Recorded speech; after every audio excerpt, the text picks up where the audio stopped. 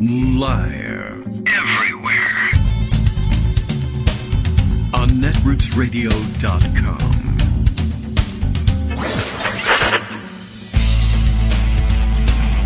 David Waldman. Kagro. In the morning. Now, here's David Waldman. Hey, good morning, everybody. How you doing? It's Thursday, June 6th, 2024. Time for another show. Time for another D-Day. Why don't we try that again? Thankfully, we don't have to go through that again. 80th anniversary. Jeez. 80th anniversary of the D-Day assault on Normandy.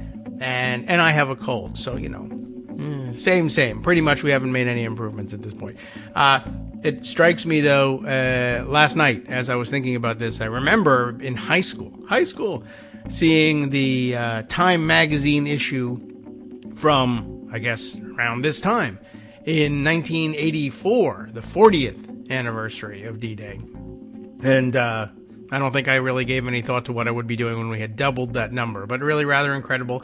All right, the year's flying by, you know, not really got that much to show for it, et cetera, et cetera. Okay, right, a little bit of regret. Okay, so, yeah, something striking the voice today. I don't know. I guess we'll make it through today, and it's not painful. It's just not super comfortable, and it sounds weird. And anyway, so we'll see if we make it through the end of the week today. Greg Dworkin will be here to assist for the first hour, and you know how that can go. I can probably take a nap, and the voice recovers, and the cold goes away, and all of that time. But why would I do that? I would miss out on all the fun. There's plenty of stories. There's a whole raft being put together today.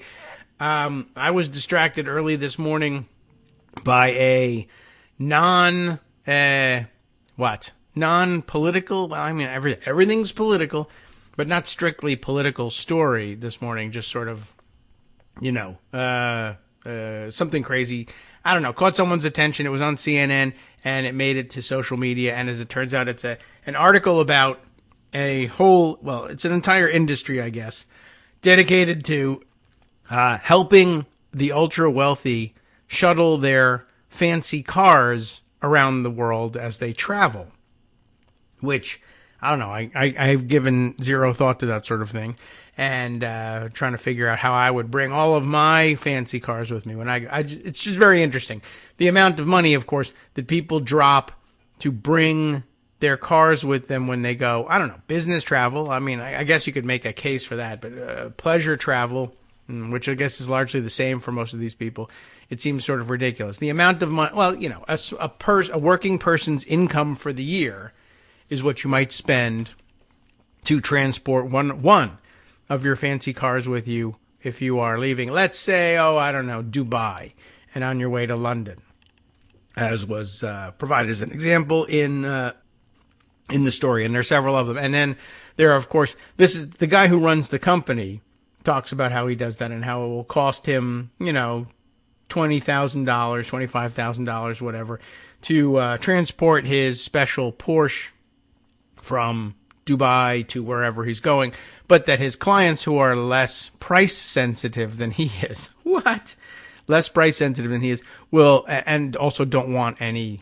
you know, commercial airline handling their expensive cars, will charter a cargo jet, which runs into the millions of dollars. So things like the amount of money that it would be most people's like fantasy nest egg that they'll work their entire lives to even come close to putting a fraction of that away if they're super successful, is what you would drop just to move your cars around so that you can drive your fancy car when you get to London. As opposed to, by the way, it would be cheaper to simply buy yourself a fancy new car. Buy yourself a Ferrari when you get to London.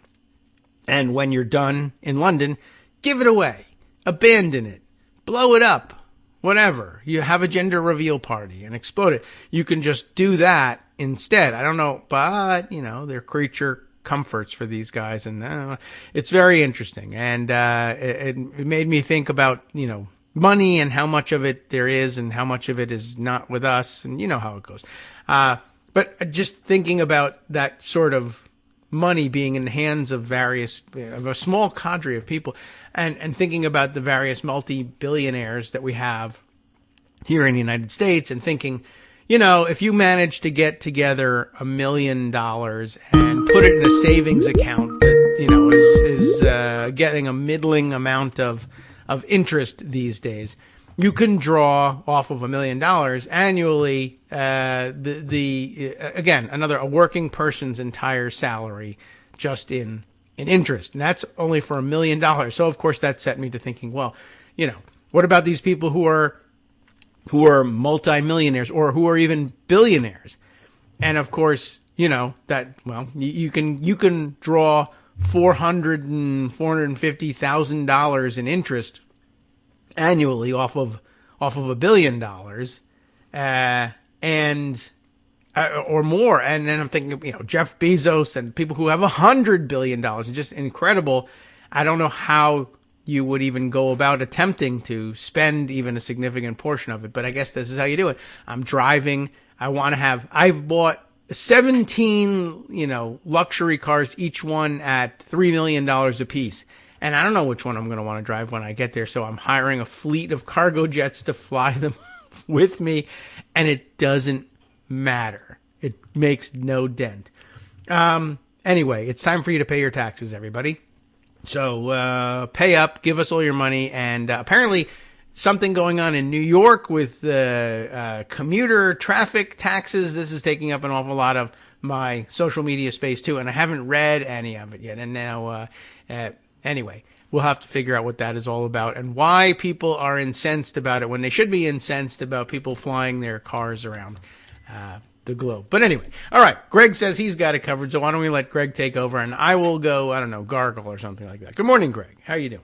Hi. So basically, Kathy Hochul is the governor of New York. Okay. And she's an idiot. She's always been an idiot. She's a very bad politician. Okay. She's a Democrat.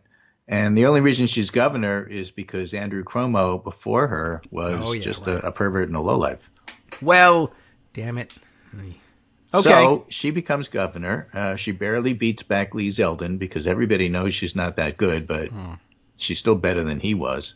Zeldin sounds vaguely superhero-ish even. It's nice.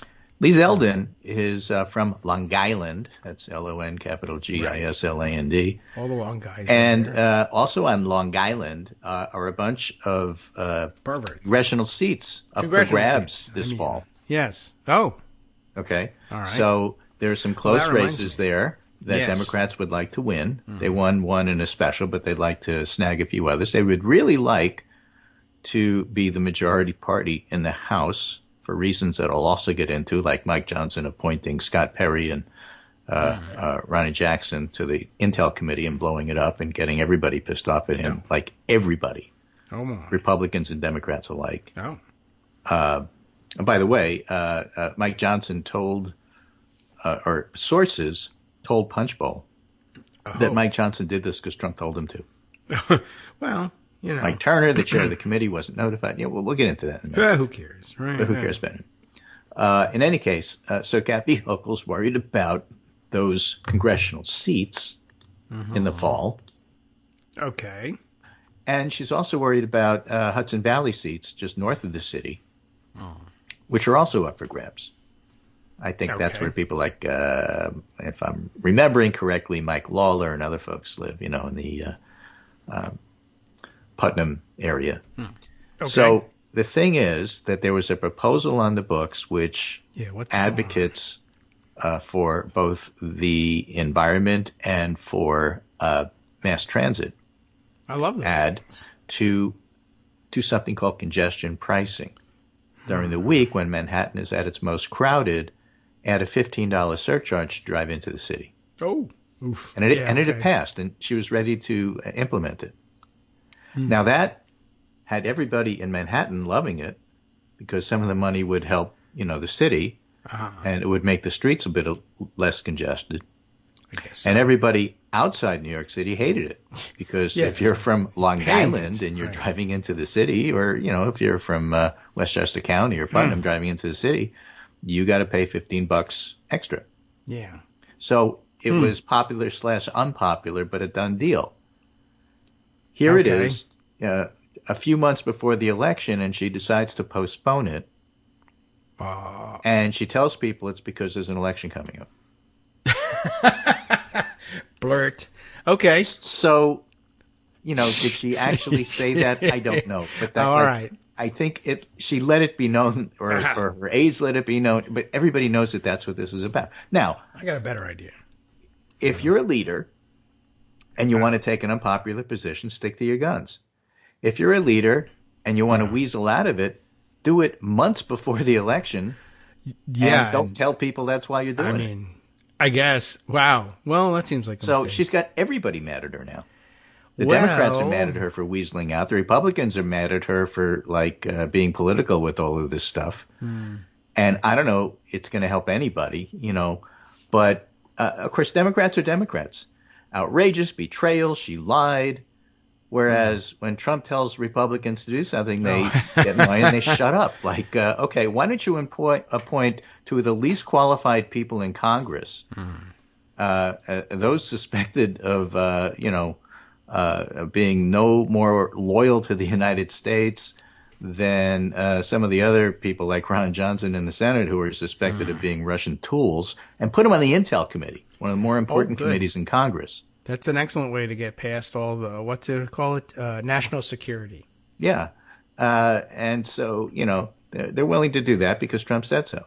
Right. But on the Democratic side, if you make a political decision, which may or may not be the right decision, I don't know as much about the whole deal here as I should, because it really wasn't on my radar until she blew it up.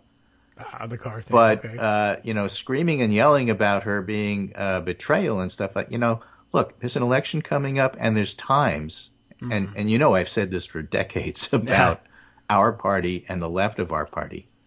Sometimes you suck it up and you push, but you don't have to be so public about it. It's not going to get you what you think it's going to get you. Well, if yeah, you want in this results, case, I don't know if this you're ain't really the way to get do anywhere. it. Shoo. Well, there's certainly bigger problems in the world than that one. But yeah, I guess if you've spent all your time on it, and I don't know, maybe there's a way to couldn't we just charge if you're bringing a Bugatti on a plane to New York, $15 million that they're willing to do, and then 1 million people could drive their cars in for free. What do you think? No, that's bad for the environment. Wait a second. Which side am I on here? At any rate, I wouldn't want to pay $15, that's for sure. I could see the unpopularity of it, but on the other hand, cars out of Manhattan, but this, that would be a great you idea. have to make it so that people won't do it. In other words, if you want it to succeed, right? I don't. You got to jack up the price and make people not drive in. If you add $1, that's not going to do it. Right. True. If you add $100, would be great. that'll do it. But it's kind of unrealistic. So you got to settle on a price that'll actually decrease the number of people coming in, but still allow people to come in. Yes. You're allowed. I don't have $1 million to fly my cars in. Does it count? Do you have to pay it at the bridge? Can I helicopter my car in and get around the $15? Probably, but then you get met by customs. All right. Actually, I was reading, I prefer being met by it's D-Day today. There was a story in the paper I have about a tank I like to drive British paratroopers dropping into Normandy. Yeah. Just dropping in. As kind of a tribute. Oh, now? Yeah. I mean, today. But new ones. And yesterday. Not British the original paratroopers, guys. as a tribute to the 80th anniversary of D-Day, were jumping out of planes and landing on Normandy beaches. In fact, there's a congressional crew that wants to do the same thing from our place.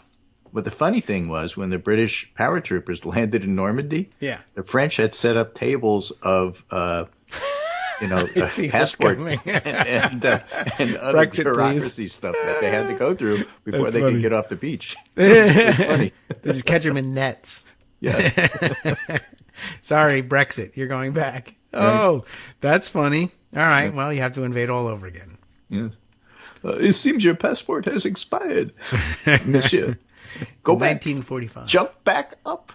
Yes. Well, it's a good reminder, perhaps, for European historians that the entire idea behind forging the European community in the first place was, well, then we probably won't have another one of these wars, you see. All right, well, then we want out. All right, well, then you're going to have to parachute back in here again if you want to come. Anyway, so I'm going to send you a local That's good. Piece here from The Gothamist. Gotham City, Batman. Yes, right. Governor Hochul indefinitely pauses New York City congestion pricing weeks before tolls were set to launch. In a 6-minute video address on Wednesday, Hochul confirmed she directed the MTA to indefinitely pause, that's the transit authority, to pause the congestion pricing, which would have charged a base toll of $15 for drivers who enter the borough below 60th Street. So it's for the tunnels. Yeah. But not necessarily the northern bridges. So Long Island definitely affected. Okay. Yeah, and certain you can always sneak in on the Willow Street Bridge. Everybody always does that, try to beat the toll. The program was years in the making and had been set to go into effect on June 30th. Circumstances have changed, she said. We must respond to the facts on the ground, pointing to economic concerns including high inflation, post-pandemic vacancy rates in Manhattan. But the decision to pull her support for congestion pricing comes after she publicly backed the plan as recently as 2 weeks ago. Well, the tolls were controversial among some drivers in New York City suburbs, a battleground area that could help determine control of the U.S. House of Representatives. State lawmakers are also up for re-election this November. The indefinite pause also leaves the MTA with a major funding hole.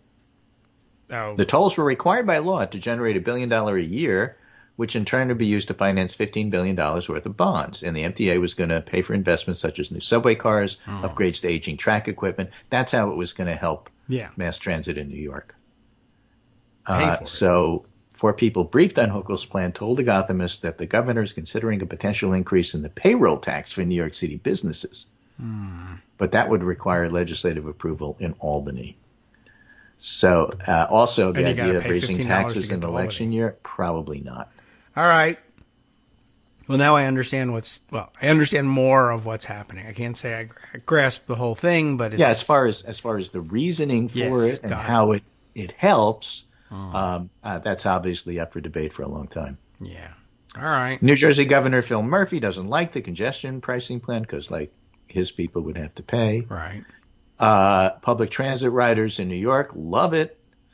It's a contentious issue, but she did it in the worst possible way. Josh Barrow writes on Twitter, the level of political malpractice here just astounds me. A congestion pricing delay outrages advocates while failing to please detractors. The nakedly political reason for the delay makes it easy to attack Democrats from every side of the issue. Yeah. Hochul's alternative revenue idea is unpopular. And if she wanted to do this, why didn't she ask for it in the budget when she had some leverage? Oh, by the way, announcements that congestion pricing is about to start have been all over message signs for freeways in the New York City suburbs for weeks. We wasted all that money. Why did you rile up the car commuters with messages saying you were going to do this and then not do it? I don't know. Part of the plan? No. Just, okay. So, well, there are people, Jordan Weissman writes, the payroll tax idea is insane. How about the Bugatti just tax? Raise taxes on businesses. Yeah. Right. Why don't we want to do that? The businesses will stop driving into New York? Yeah, something like that. I don't think so. So that's what's going on. It's just, it's one of those okay, I'm a Democrat. I like the Democratic Party for the most part. I like what Democrats stand for. Well, you need to move out of New York. In the last decade or so, very little about New York City's Democrats that make me say, that's why I'm a Democrat. Yeah. It's a different story entirely. Really, the state Democratic Party is a little odd and always has been, but the city Democrats are too. That's how come we got a Republican masquerading as a Democrat as mayor. Yeah. And we have for years. You have to masquerade as a Democrat in order to have a decent shot. Yeah, but they do, and they get away with it. Yeah. Well, that is because the people running against them in the Democratic primary usually are totally unacceptable candidates. That can happen. All right. Well, at least I understand what's happening and why everybody is looking askance at the governor of New York. Very odd. Long-standing issue. Yeah, there. okay. So let me follow up with something we talked about yesterday. Yes. And that is that the Wall Street Journal had this really, really insane and blatant hit piece on Joe Biden. Yes, okay. With Republican liars claiming that, he just had lost it in meetings. And this is Edward Isaac DeVere writing this morning, or yesterday, I should say, on on Twitter, drumbeat of Democrats complaining they went on record to rebut, but then weren't quoted in the story questioning Biden's mental competency. And there's a number of them. So, for example, Jack Reed, Senator, Patty Murray, and then Nancy Pelosi. And, the idea that they were on record and they said the opposite and the Journal refused to print those things. Yeah, that is interesting. Made it a hit piece. Yeah. The only quoted people were the two former speakers of the House, one of which is a known liar. Right? Yeah, and well, so, only one. I mean, give me an example of being a known liar. What's his name? Cesar Conde, I think his name was Marco Rubio's former chief of staff. Biden is in France now to memorialize the 80th anniversary of D-Day. By the way, yeah. And by the way, every time I say D-Day, I think to myself, you really have to invite David Day on. Yes. Well, he's because busy when he used to, he's now the every executive editor of the American magazine. Prospect, but back in the day when he was a kid and he posted on Daily Kos, his pseudonym was D-Day. Yes. Well, everyone understands why. And now it's his day. Yeah. So you 80 should have years him on later, to discuss, we still remember the anniversary. But anyway, Biden's there. Yeah. And there's a video of Biden talking to various and sundry people while Macron is greeting the veterans in wheelchairs scattered around the area. Okay. And Conde's comment is, Macron, like a real president, is spending his time with the veterans, whereas Biden is ignoring them and talking to everybody else. Okay. I mean, And, I think it was S.V. Date said, that's because Biden had already individually greeted them before Macron got there. I am sure that there was something like that. Okay.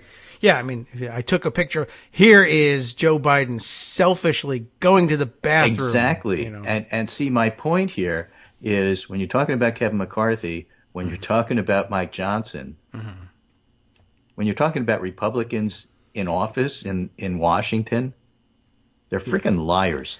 Yeah, we should charge them $15 to come They to all the are. city. And so the idea that the Wall Street Journal would use their quotes to write a hit piece, that's why the Democrats were successfully, I think, hitting back, because by today it was like the Wall Street Journal embarrassed themselves. Yeah, that is kind of, I mean, in particular, the idea that, well, we're going to run some quotes. All right. And even if I'm going to run some quotes and not run some others. Okay, journalistic decision to be made here. But I'm going to run anonymous quotes. And I'm going to throw out the attributed quotes. Those are the more solid sources, though. Why? The part I still love, though, is we interviewed 45 people. We only on record mentioned 2 Republicans. Yeah. But mentioning that we talked about 40 to 45 different people makes this sound like a deeply reported and sourced story. 43 of them said, oh, no, he's great. 2 of them said he sucked. We threw those out. And here they are. I mean, it's amazing. And so when you look at it, you go, what? And, they're really coming into a tremendous amount of fire, which I think is good, because basically what's happening is Wall Street Journal, of course, is run by Rupert Murdoch, and CNN, and now the Washington Post are run by British Fleet Street, editors and publishers who really have little regard for things like policy and even-handedness. These are British tabloid cell phones. people. Yeah. All right. Well, again, we should be charging them $15 a day to run their papers. Right. And they can pay it. I mean, I think what happened here is that all the other news media got together and said, you know what? We really need to make the New York Times look good. So what will it's the only thing that's doing it. Yeah. I get it. Well, they should improve their reporting. No. What if we worsened ours? Yeah. Right. All volunteers to help the New York Times look better take one step backward. Yeah, exactly. The New York Times merely both sides things. Yeah. Wall Street Journal actually does hit pieces on one side. Okay. Well, I mean, CNN hires liars, and that's why George Conway was yelling at them. All right. Yeah. This is the reality. I mean, this is the reality. So be aware. The media is not your friend these days. This could affect the outcome of an election, and we know the media don't want. It could to affect do that. the institution known as democracy here, and so it's a big deal. Yes. Or as somebody I know, an uncle of mine, used to say, it's a BFD. Yeah. Right. And I know, and that guy's in France right now. Yeah, he is. Okay. Well, Anyway, so let's finish up in the minute we have left. Right. This is Jake Sherman time. writing. I wanted to spend a few minutes this AM on Speaker Johnson's decision to appoint Ronnie Jackson and Scott Perry to the House Intelligence Committee. I did a bunch of reporting last night, which was reflected in the AM edition of Punch Bowl. I also wanted to add more context. As I wrote this morning, Ronnie Jackson says, Punch Bowl. Johnson passed over Laurel Lee, who spent months on FISA, Tony Gonzalez, a Navy cryptologist, and Stephanie Bice, a well-liked member of GOP leadership. The reason he told people he did this expressly because Trump wanted him to appoint Jackson and Perry. In doing so, Johnson's pissed off the people he passed over. He's pissed off the members of the Intelligence Committee who are dumping on him and say this is a stupid, clownish move. But he's also really pissed off the center of the conference. And what Johnson will probably learn at some point is the center of the conference is a lot bigger than the Jackson and Perry allies. He may not care because most members of leadership just want to keep Trump happy. Yeah, maybe. But it's a big deal. We'll see. Well, if we start hearing more stories about Ronnie Jackson coming to hearings drunk, we'll know where they came from. Unless, of course, it's being reported in the Wall Street Journal. Yeah, so what Punchbowl said is Turner blindsided by Johnson's intel appointments. Mike Johnson didn't tell House Intelligence Committee Chair Mike Turner from Ohio that he was appointing these two people. Turner learned it from the press. Johnson's decision to appoint the two hardline Republicans is reverberating throughout the Hill. Several members of the committee say they worry about the integrity of the panel, and so it goes. I guess notably, Mike Johnson's winning everybody's respect. Trump did not say put murdery Trader Green on the committee. I mean, that's interesting too. A little bit of falling out there. All right, very interesting. Two outstanding traitors, one drunk and one under or nearly under indictment for an insurrection. Well, let's go to these liars for a background story on the Wall Street Journal. Sure. We'll be right back. Hi, everybody. It's me, David Waldman. Yes, the same guy who interrupts you all the time. Interrupting you one more time just to tell you again, another reminder that your contributions are what keep this show on the air, and Patreon.com, Patreon.com, is still among the easiest ways to make the sustaining subscription donations that keep us afloat. Are you ready for the pep talk about how our Patreon campaign is still going strong and growing? Well, too bad. Yeah, the plain fact is we actually are headed in the wrong direction, and whereas we once had about 175 monthly patrons, we're now actually down below 150. Time to recruit some more. Not exactly the kind of news I wanted to share, but there it is. For those of you in a position to support the show, Patreon.com does make it easy to make those secure, recurring monthly contributions to do so. Patreon.com/KagroX gets you straight to our donation page. We've been through a lot together. The worst of the pandemic, we hope. The worst of the insurrection, we hope. So go ahead and treat yourself. You don't need an excuse. Give yourself the gift of a little something you enjoy in life. Support the show. And of course, if you happen to prefer using PayPal or even the Square Cash app, we're up and running on those options too. So thanks again, everyone, for all your support. We couldn't, or at least shouldn't, do it without you. Hope you'll be on board soon too. Thanks for all your support.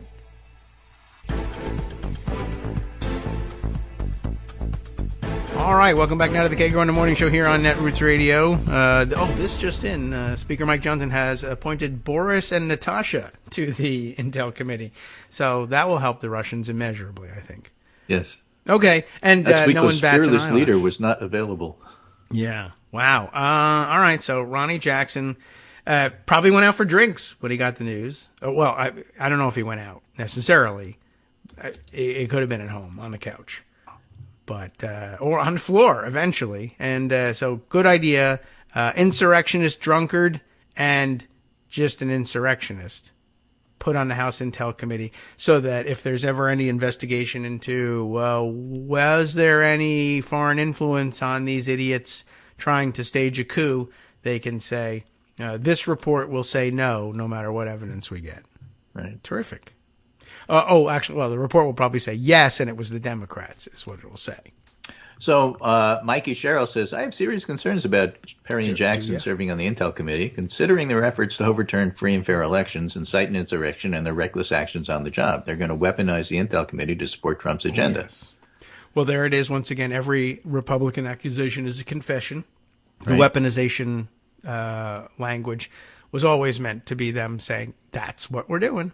Also, while we're at it, Clay Higgins is set to join me, Mikey Sherrill, on Armed Services. He has a storied history of endorsing political violence, spreading right-wing conspiracy theories, and has spoken at Oath Keeper rallies. He has no business weighing in on matters of national security. Make no mistake, these are dangerous moves by Speaker Johnson that undermine our national security and democracy as a whole. Good for her for calling it out. I hope other members of Congress will do the same. Yeah. But, guess what? This is all part of the coup isn't over. I guess. Well, one thing in favor of Scott Perry being on the committee, when they have their super secret hearings in a skiff somewhere, they will not have to ask him to give up his cell phone on the way into the room. That's true. The FBI still has it. The FBI is in possession of it. And you can't call Scott Perry. Well, you can call him a name if you like, but you can't call him on the phone because he ain't got one anymore. I assume he's replaced it since. And this one should be seized as well. Speaking of clowns in Congress on the Republican side, there's a fellow, Troy Nehls. Okay. I think I've heard that name. Yeah. He's a loudmouth, well, then I've heard his name. Right-wing nutjob. Yeah. But apparently he's gotten himself in trouble with his Republican colleagues. No. Because he's been wearing a service pin.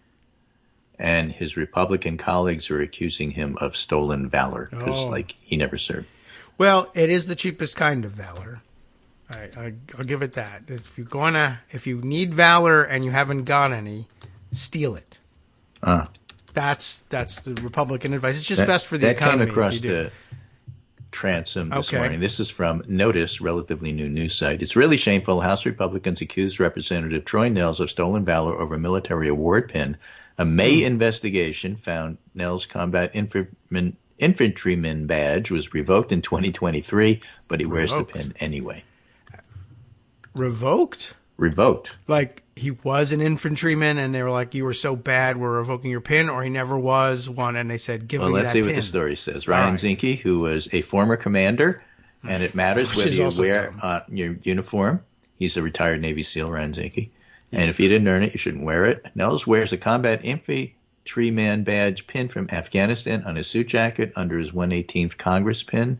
A CBS News investigation in early May found Nehls' combat infantryman badge had been revoked from his service because he served as a civil affairs officer and was mistakenly awarded. Only infantry or special forces engaged in combat can receive the badge. Well, talking to Afghans can be combative. Wesley Hunt, talking to Republicans can be combative. Yeah, right. Wesley Hunt, also from Texas, wears a similar pin. It's what the Army awards to everybody who engaged with the enemy, even if they weren't infantry or special forces. That's ridiculous. That's stolen valor, Hunt said when hearing about Nehls. I got engaged at the time that I went to Afghanistan. Does that count? Yeah. No? Well, and then I got divorced, so I engaged with him. And it was revoked. See what happens? Yeah. Nehls defended his military record in the wake of the report. That review stated Nehls had only one Bronze Star, not the two he has claimed, and is not allowed to wear the combat badge. Nehls posted photographs and paperwork for the 2 Bronze Stars last month. So, they've been arguing about that.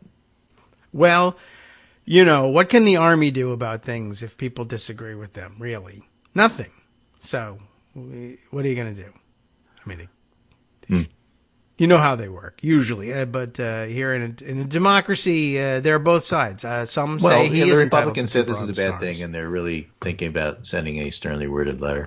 All right. Well, they could do that. They could, Dick Cheney has a safe that they could put him in if they don't want to put the letters in there. It is man-sized. They can put him in there. And so here's 2 election-related stories. One's from the New York Times. Yeah. And I forgot, but I suspect it's a Nate Cohen article. Oh, yes, it is. Nate Cohen and Ruth Eigelnick writing in the upshot. Small shift toward Biden after Trump verdict. And there's like a 2-point improvement if you go back and ask people that you asked previously about them. In a close election, losing 7% of your supporters can be decisive. In recent polls, Biden either leads or is within 2 points of Mr. Trump in states and districts worth the 270 electoral votes required. A potentially crucial sliver of Mr. Trump's former supporters, 3%, now told us they'll back Biden, while another 4% say they're undecided. The shift was especially pronounced among the young non-white and disengaged Democratic-leaning voters who have propelled Mr. Trump to a lead in early polls.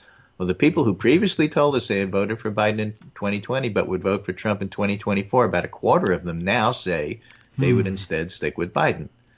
Now, this is the interesting part. Voters who dislike both candidates, who have been dubbed double haters, were especially likely to defect from Trump. Overall, Trump lost more than a fifth of those who once backed him, and that group of defectors was about evenly split before moving to Biden and saying they were now undecided. So that corresponds with an article by Sarah Longwell, who, as you may recall, is a former Republican, never Trumper, who is a pollster and does focus groups. And she's been concentrating on switchers, but also double haters. She's one of the people that came up with that term. The two-time Trump voters who have had enough. Now he is a convicted felon. He's completely unfit. That's a quote. Is that not double hate as well? Vote for him twice the and now I hate him? January 6th and general fatigue with Trump's antics have made these voters, quote, not very likely, unquote, or not at all likely, unquote, to vote for him again in 2024. I made my mind up quite a while ago. I wouldn't vote for him. Alex from Illinois said, I just said I can't bring myself to do it. Chuck from Ohio agreed. These are the same sorts of people that we were reading about in the New York Times the other day who wouldn't vote for Trump because he wasn't competent enough to cover up his, payments to a not so attractive porn star. I'm sorry, that's a quote. I know it sounds ridiculous, but that's what the guy said. Chuck from Ohio agreed. There's no change in my desire to vote for Mr. Trump. He continued, I'm not voting for the man, period. End of discussion. For many of these people, Trump's already crossed the red line. His conviction is just more evidence of his deficient character and his unfitness for high office, and his lack of remorse was another log on the fire. There's no ownership whatsoever. It's always someone else's fault. Michelle from Florida said, I want criminals to go to jail. Many talked about being repelled by Trump's disrespect for institution. They may not be fans of Biden. A lot of them gave him a D or an F. Only one admitted to ever voting for a Democrat. And Alex from Illinois said, I'll never vote for a Democrat in my life. Stop giving away free money. I want Kamala Harris replaced as vice president. Like Liz Cheney would be much better. One said Hunter Biden's conduct speaks poorly to Biden's parenting skills. But a lot of them are still going to wind up voting for Biden. And see, I guess the point I'm trying to make here is that when you're a double hater, when you're an ex-Republican who voted for Trump twice but now feel like you can't, the point of all of these articles, the New York Times one, this one in The Atlantic by Sarah Longwell, her focus groups, they are not going back to Trump. Everybody says, oh, well, in the end, they'll just vote for him like Nikki Haley. No, they're not Nikki Haley. They actually have more integrity than Nikki Haley, even though half of them are nuts. That's not great for her. Well, I hope that that's the case. Oh, it really does make Nikki Haley it sound look like bad. it. That's true. It just makes her look like she is, which is to say, an ambitious, craven, a callow fellow, no backbone coward, who will do whatever she needs to in order to get herself ambitiously advance herself in Republican politics. I have an idea for her. If you'd like to buy a used combat pin cheap, I got a connection for you. Right, but at the same time, these voters have whatever the reasons they got to where they got to, they're not voting for Trump. Good. I'm glad to hear that. I mean, I hope it holds. I always worry about people just being, idiots or liars. I mean, you have to watch out for that, but there's no way of telling. So we'll just take it at well, if you're an idiot or a liar, but you're going to not vote for Trump, I'll take that in this election. Thank you. Yeah. I mean, I hope that you hold firm. I'm not endorsing you to marry my sister. I'm just telling you. If you're a double hater, is that a different If you want to not vote for Trump, I'm okay with that. Yeah, I hope that this is the case. I mean, please let them be telling the truth for once about something. It's the only way the world would make any sense. It's just good for my mental health. Not only it was great for the country and not elect Donald Trump, but it would restore some faith, I think, for a lot of people in humanity. Well, things like juries do that. Yeah. One of the main thing about the conviction, because he is a convicted felon, by the way. Yes. Oh, who is that? And a crook and a criminal. That Donald would be Trump is a convicted felon? Yeah. All right. But the jury was like ordinary people who heard the evidence and say, yeah, he's guilty. Yeah. One of them smiled. That really and still restores your faith in regular folks. That's now true. I'll give you a piece that destroys it. Oh. Well, both sides. This is good. This is fine. What's the New York Times? So it's both yeah. sides. Or if you just don't tell me the source of this story, and you can be the Wall Street Journal. It's actually very good for the person who's featured. All right, then we'll hear the source. And I'll very allow bad it. for the people she lives with. Oh. This All is right. rural Nevada. Well, She it is bad. is named Cindy Elgan. She's overseeing elections in rural Nevada for over 20 years. Oh my goodness. I'm Republican. So sorry. There should be a pin for that. But Yeah. now even her neighbors wonder if she's part of the deep state cabal. Of course. They keep questioning the election. She keeps explaining to her neighbors, this is a small town area. Everybody knows everybody else. They keep questioning the election, and she keeps answering. But yes, they're and still. so now they think she's part of the deep state cabal, and they want to recall her. How do you know the answer? Okay. The more she explains, the more I think she's hiding something. Well, what about this? Here's the answer. You must be hiding the real truth. They get the real truth, according to the story, from right-wing social media prophets who support Trump, who explain, how God meant this to happen, et cetera, et cetera, et cetera. All right. So Simple a enough. longtime elementary school teacher and leader in the local Republican Party, Mary Jane Zaka, 77 years old, had a sheriff's deputy accompany her to the election office. She often does in case her meetings become contentious. Uh-oh. So Elgin greeted her by name because everybody knows everybody else, passed her some candy. And Zaka said, I hope you're having a blessed morning. Unfortunately, here's my notarized form on the counter, which is a discharge petition. We're pulling you. You're going to be out. And basically, as you go through the story, they went through the process, and half the signatures either couldn't be verified or were bogus, so it didn't work. And That's okay, though. Zaka said, I'm not phased. I'll be back. Yeah. All right. So, once again, in order to stop the voter fraud, we need to do voter fraud. Yep. Signature fraud. You caught me? I'll try again, and I'll come back later. Okay. So the color I don't know that you will. in this article is really very good. A few days later, Zakas, this is the 77-year-old school teacher who wants to recall the clerk, grabbed her folder of voter registration lists and property maps and began a long trip on the 2-lane roads of Esmeralda County. She traveled more than 10,000 miles in the last 3 months to promote the recall, driving through dust storms and herds of wild horses to visit hundreds of voters and ask for the signatures. The county has an average of 1 resident for every 4 square miles. And some of them had moved to the rugged desert because they didn't want to be found. A few of her trips ended at no trespassing signs riddled with bullet holes or on roads that disappeared under snowbanks. Other times she found residents living in abandoned mining camps or trailers hidden down unmarked roads. Wow. So now, it's a great color. It's She really should get good a combat reporting. pin for that. Right. I get annoyed at the editors, especially the publisher of the New York Times, but the reporters are often very good. Now This she is very turned toward Goldfield, a self-proclaimed living ghost town, where the mine was shuttered and the historic hotel is open only for ghost tours by flashlight. Spooky. Ghosts don't vote. She pulled to the side of the road, checked her list of voter addresses. I could swear this house is supposed to be just beyond the junkyard, but I don't think that street exists. Yeah. So she really did a lot of work trying to put this petition together. And valorous of it, but it just didn't work. And the thing is, she's driving around abandoned mines and ghost towns, and she's 77, and her car's going to end up in a ditch. And of course, people say the deep state killed her. And I was like, she's been committing slow suicide for a decade, guys. Right. What she's advocating for, by the way, is getting rid of all voting machines because she's convinced Dominion and other people are rigging the vote. She wants everything to be done by hand and hand counted. Okay. Everything. All votes in Nevada should be hand counted. Right. And she is collecting signatures with fakery. And by hand, though. The clerk said it's not a good idea. The process brings in all kinds of human error. There's tons of proof the machines are accurate and secure. I'm thinking about the hanging Chad, thing that happened in Florida. I'm not so sure that human counting is that much better or than even machines. Even when the counting goes perfectly, there are some places where there were counties that experimented with this, and they're like, it took us a week to get through 10% of the ballots. Yeah, let's be California.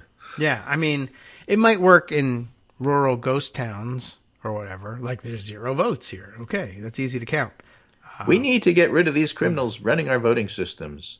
Which ones? Said, who was this? Sam Wise, one of the first doctors to live in Esmeralda County.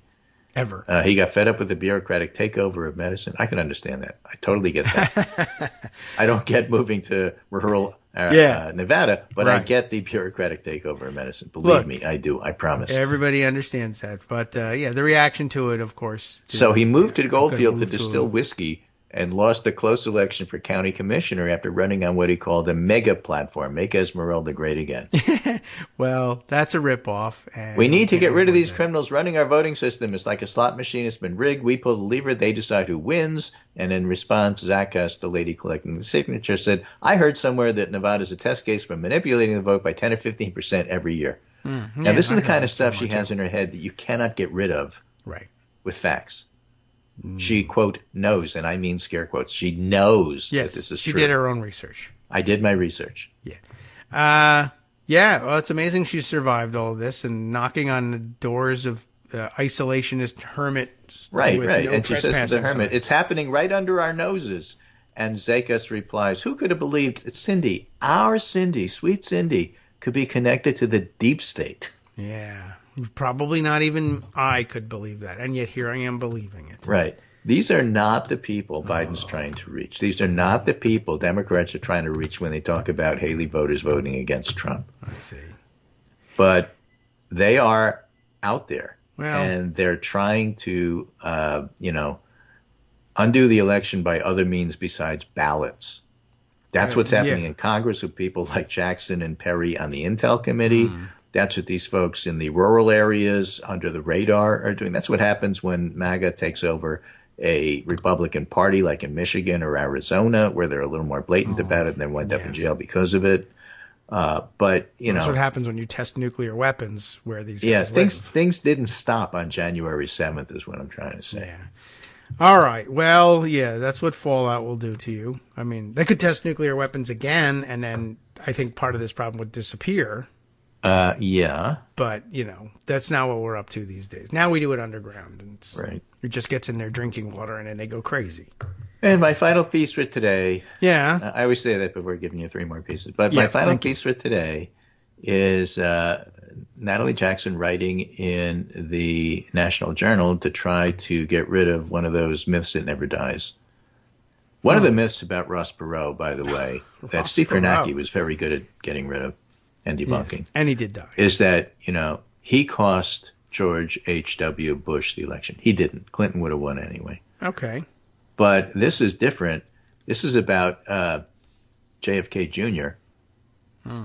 And the title is Kennedy Jr. is no H. Ross Perot. Everything about Perot's relative success as a third-party candidate in 1992 isn't possible for Kennedy. Okay. Basically. Why? Because Kennedy doesn't have Perot's money. All right. Before Perot declared himself as a candidate, he did the hard work at getting himself on the ballot everywhere. Yes. Kennedy hasn't done that. Oh, all right. Yeah. Well, that's a problem. Okay. And so to be clear, if we haven't seen poll numbers like this since Ross Perot, that's a pretty low bar. Third-party candidates since Perot, mostly from Green and Libertarian parties, Jill Stein, for example, have stayed in the single digits. As former President Trump noted to the booing Libertarian Party, it gets 3% of the vote every 4 years.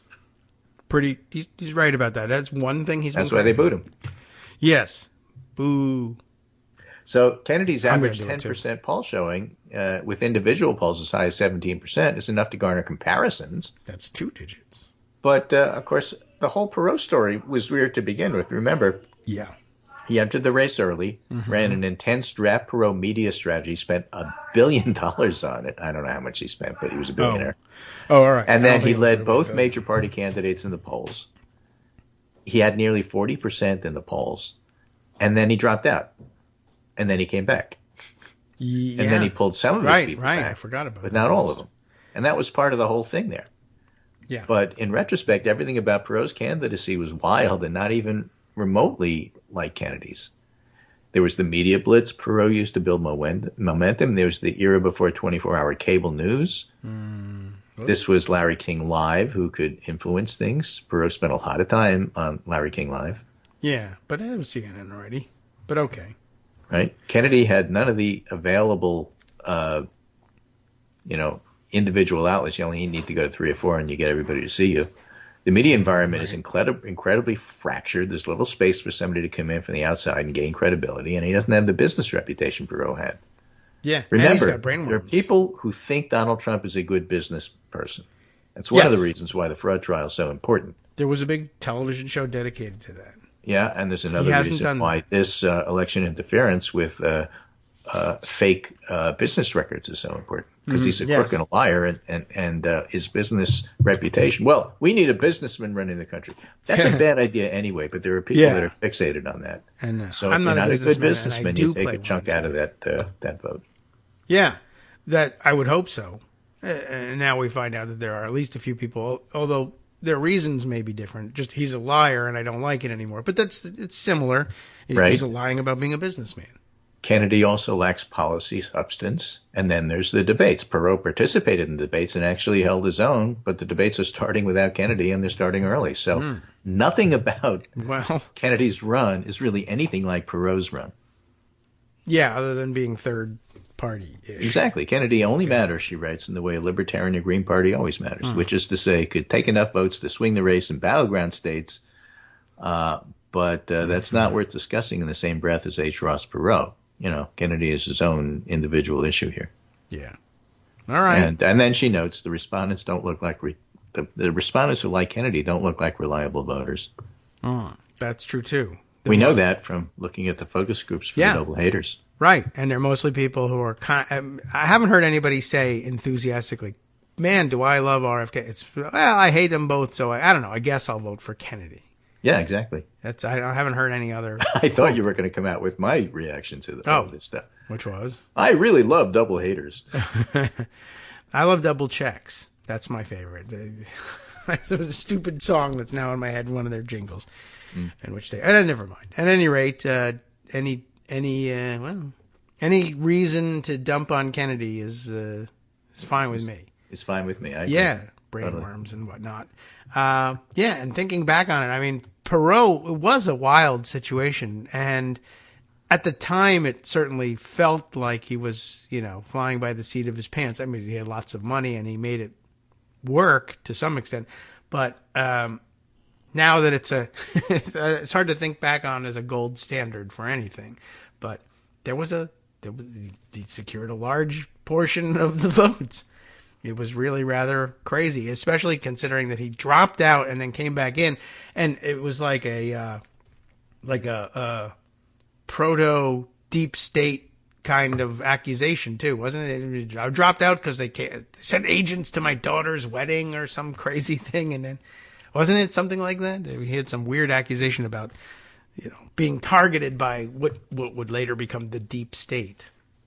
And then he came back and still but then there was a monkey paw thing, and the vice president who started his debate appearance by saying, "Who am I? Where am I? What's going on here?" Admiral Stockdale. James Stockdale, a noted and decorated Navy admiral. Right. Allowed to wear any pin I don't think he there wanted. are Army admirals, so obviously he's a Navy admiral. But, well, that's how he's listed. Admirals. Right. And then, he had all fully purchased valor, and and he was making a joke too. I feel bad for him about that. Yeah, I feel bad for him, but didn't help him any. There are professionals who would have told him, "Don't start with that. That's terrible. You'll be misunderstood." Well, don't forget, RFK Jr. has a very rich but incredibly crazy lunatic as his vice president. Oh yeah, holy cow! I started reading some of the profiles of her, and never finished, of course, because it takes a good half an hour to talk about exactly how loopy she is. Yeah, I'll leave that for you in the second hour. All right, excellent. I can wear out my voice on things like that. I don't know whether I'll get back to that today or Friday, but it's a long story, and I don't know. I'm not 100% sure it's worth it, considering that he's loopy and crazy too, and you should have nothing to do with him. And maybe, I don't know, maybe they'll both drink raw milk Well, and get sick. this is one of these days where maybe people could just take your word for it. Yeah, you should. And it's not even my word, so you're much better off than you would be with my word. You can take the words of reporters like Brandy Zadrozny, as a matter of fact, who wrote the second of the two articles that I didn't get to. If you didn't like the word of, I don't know, who did I read first? It's in here. We'll go over it. The New York Times. That's right. It was a New York Times article, and you know how they are. Yep. So, all right. Very good. Thanks, Greg. Yeah, we're just about at that time. If there's anything else you want to just drop or sneak in the last by minute. all By means. the way, the Republicans blocked the right to contraception act in the Senate because you couldn't overcome a filibuster. Navigator Research this morning with a poll, overwhelming bipartisan majority of Americans support the right to contraception act, 81%, which aims to protect access to birth control pills, IUDs, condoms, and other forms of contraception. Republicans are coming for it. It's going to be an election issue in the fall. Why aren't we hearing about it? Because the real election doesn't start until after Labor Day. I don't know how many times you have to tell people that. Well, a couple, because they forget. Because there's other things going on. All right, well, filibustering the right to contraception. We should go back to the talking filibuster, and they should have to tell you in your bedroom that you can't use it. But they might go for that. They're very weird people, and many of them are perverts. So just pointing that out. And their favorite president lives in a sex dungeon in Florida, and they all go and visit, and they can't get enough of taking pictures in the place. In any case, Jeffrey Epstein was I'll there, see you for Monday. God's sake. Okay, excellent, fine. That is, unless I lose my voice between now and then, in which case we could type the show for people. That is possible. Yeah, you can just send me the transcript and I'll read it. Yeah. Oh, all right. I'll do the New York Times. I'll do both sides. I can steal Scarlett Johansson's voice to read the whole thing for us as well. Yeah. So lots of good proposals out there. Thanks, Greg. And we will, I don't know, what the hell. We'll come back on Monday if you say so. So you say. Okay. Thanks. I think that's a good roundup. And then I'll take a moment's break and try and decide what will come next. And, if there's any opportunity to steal valor between now and the end of the break, do you want any? Or are you satisfied with the valor you have? No, I have plenty of valor. Okay, excellent. All right, well, I'll do that. I can always I'm just still put I'm still mulling over the bureaucratic takeover of medicine. Yeah. And whether I should just, still brew whiskey. I'm still mulling the 3 Beer is senators from Whiskey's Oklahoma distilled. that we discovered last week. Yeah, that's true. All right, well, that's something you can do. Nevada, Connecticut, anywhere you want. I don't know what the laws are like. $15 to bring it into New York, though.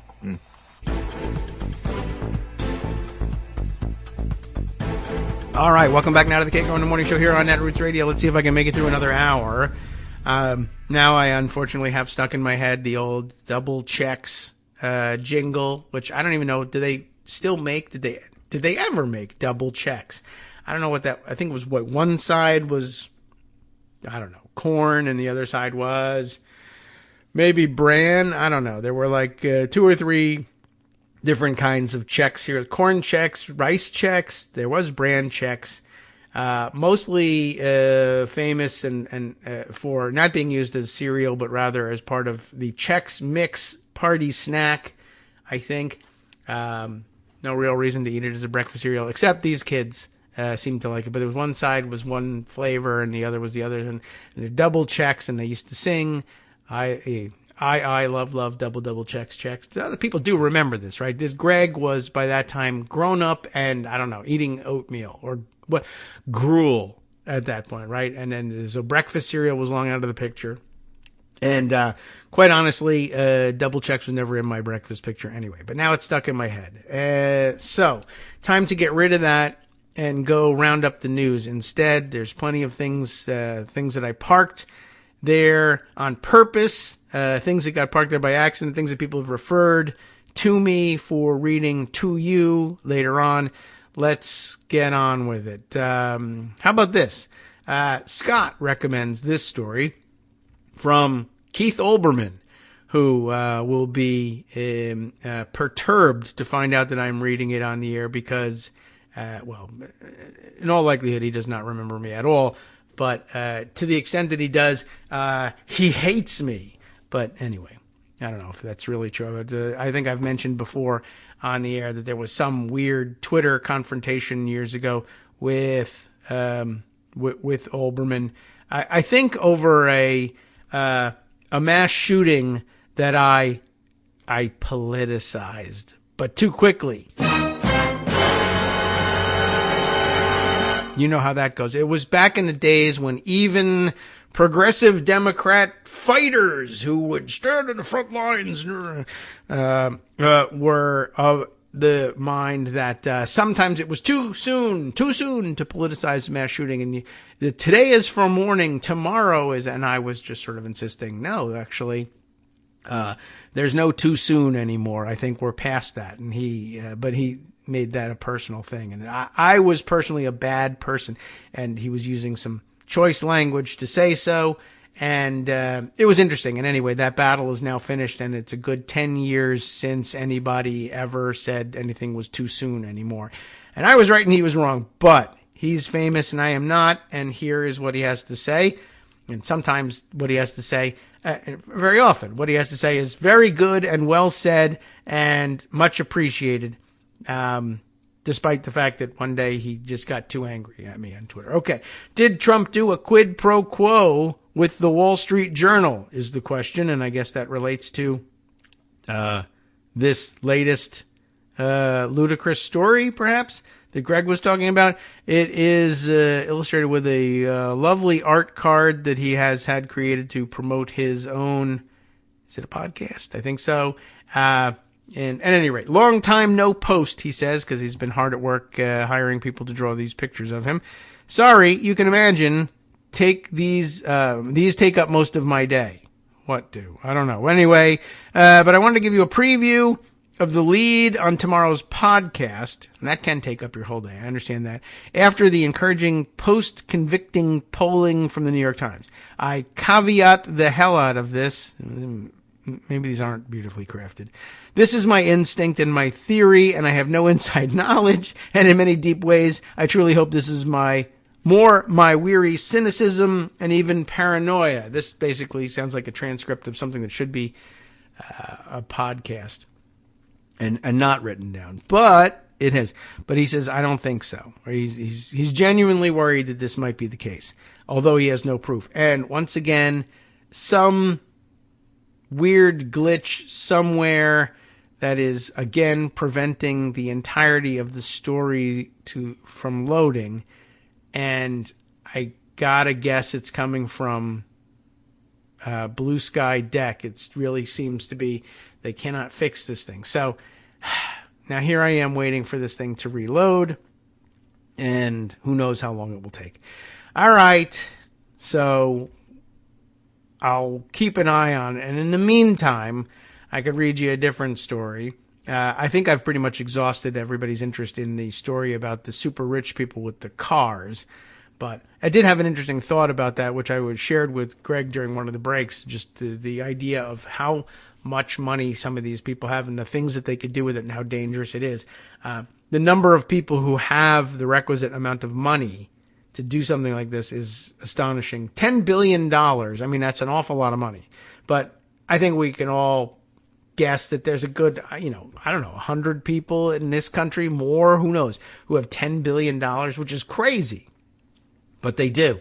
Anyway, $10 billion parked in a savings account somewhere will net you enough interest, doing nothing whatsoever. No investment, no business acumen, nothing. And certainly no working. Net you enough money to put $1 million into pretty much every congressional race in the country. And you could do it every year, except they only take place every 2 years. So you could be a player in every race. And of course, a good number of those races will not need your $1 million in order to come out the way you want, whatever your party of choice is. So you could shift things around, and you could take on every race that's close, that where your party is out of power currently but could win, and put $5 million all by yourself into that race and possibly reverse the whole thing. And if you had a partner, you could obliterate the spending of anybody out there. $10 million dropped in, plus whatever they're able to raise elsewhere. although their incentive to raise elsewhere would be lowered, I'm sure. But you could, $10 million in, I don't know, how many would you say? 150, 200 races around the country, change the entire composition of the Congress. And this is just with money that you earned off of interest, putting this money in a bank account and getting together with a buddy and doing the same thing. I don't know. It seems pretty crazy. And I don't think the founding fathers had any idea how much, the money could be amassed by people like that. All right. It looks like the site, I've turned off the blue sky deck and it's gotten out of the way. And we've got Keith Olbermann's piece queued up here. So where were we? He was writing to us, and I was reading. What would the editors of the Wall Street Journal do if convicted felon Donald Trump went to them and said, I can get Putin to send home his American hostage, your reporter?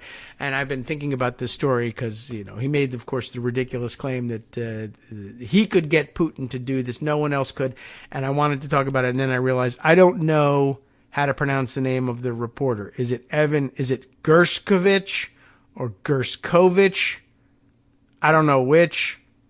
And at one point, before a show, I went to YouTube and I said, give me some videos of news people talking about this situation so I can hear how they pronounce this reporter's name. And I swear, I watched half a dozen videos about, and each one, now some of them were from the same reporter, which I suspect maybe has the same reasoning behind it, but each one referred to him as a Wall Street Journal reporter, or when talking to people from the Wall Street Journal, your reporter, and what's it going to take to bring Evan home? And nobody would say his last name. It was the damnedest thing, because of course I was looking to find out how to say it. So what do you think? Gershkovich? Is that how an anglicized version? Or Gershkov? Yeah. All right. We'll go with Gershkovich. All right. I hope that's right, because the guy's, being held prisoner in Russia, and I don't want to disrespect him, even though he works for the Wall Street Journal, which totally sucks. But the reporters there are supposed to be much better than the editorial staff. Anyway, what would the editors of the Wall Street Journal do if convicted felon Donald Trump went to them and said, I can get Putin to send home his American hostage, your reporter, Evan Gershkovich? What would the editors then do if Trump paused and added, I would like you to do us a favor, though? And I understand where Keith is going with this one, but again, I will remind you, the editorial side is very different from the reporter side. And in all likelihood, the editorial side hates this reporter because they might be good at something. And we don't want them reporting the truth. We want them reporting crap like we do in the editorial side. And so much the better for us if he's being held by Putin and it makes us look like super patriots for crying about it. I don't know, but I'm just putting that out there. All right. But this is a theory, too. And what would the editors do, Olbermann wonders, if Trump then paused again? And by the way, at that point, you should offer him a hamburger. That's what he's doing when he pauses. And said, you need to help me get elected. I need you to join our Biden age plot. I see what you mean. I need you to write a piece that restarts this Biden age thing. I'm a convict. I need to change the topic immediately. I need you to publish this by Wednesday. That is too cogent a series of thoughts for Trump to actually utter by himself, but I get the idea. Keith does not want to bog us down in the dialogue. This, bluntly, is the worst thing I have ever thought about any journalists, any news organization. Though through half a century of cynicism that has only grown by dint of the decades of personally witnessing the horrible people and horrible acts, grown through 3 years of working for a Rupert Murdoch company and then being personally fired by him because I exactly followed his instructions. Even through all that, some interesting stories there, I bet. I have never even thought this badly of him and his journalistic prostitutes, although it sounds like maybe he has.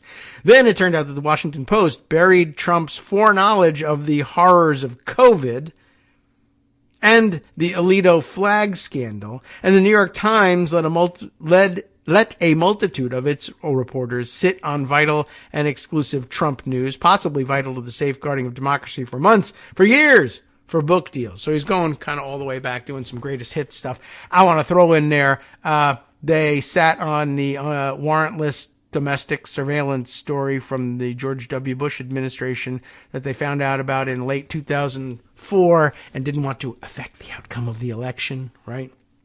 And then the Wall Street Journal printed a piece on President Biden's age, a piece that is as journalistically bankrupt as anything I've ever read in the American media. A piece which quoted only Republicans, including Kevin McCarthy, but not Kevin McCarthy's other comments that no, Biden is sharp, after which the co-author, Siobhan, you know how it's spelled, but I think that's Siobhan, how you say it, Hughes, went on CNN and dismissed McCarthy's sharpness comments by insisting McCarthy was doing that tactically because he also had to get along with President Biden. No, he doesn't. He's out of the business. Anyway, in other words, she was acknowledging that McCarthy had either lied to her about Biden or lied to Biden. Lied to Biden? Everybody else on Biden? What? Lied to about Biden? All right. Well, at any rate, but they believed him credible enough to serve as the primary source for this piece when McCarthy is in fact worthless, bitter, and broken man, too sleazy even for his own Republican Party. A piece for which Democrats like Nancy Pelosi and Senator Patty Murray and Senator Jack Reed were interviewed, but when they said on the record, no, he's fine, were edited out of the piece, as Greg said, and several dozen Republicans who would not go on the record were permitted to slander the president anonymously. That's really the biggest piece of it for me. Just basic journalistic practice. When you have a quote from someone on the record and the opposite quote from somebody who will only speak anonymously, you have to go through some real gymnastics to equate those two things. But then, printing them as a journalist, printing them side by side and letting people read them, they will evaluate them side by side on an even basis, that's why you don't do that.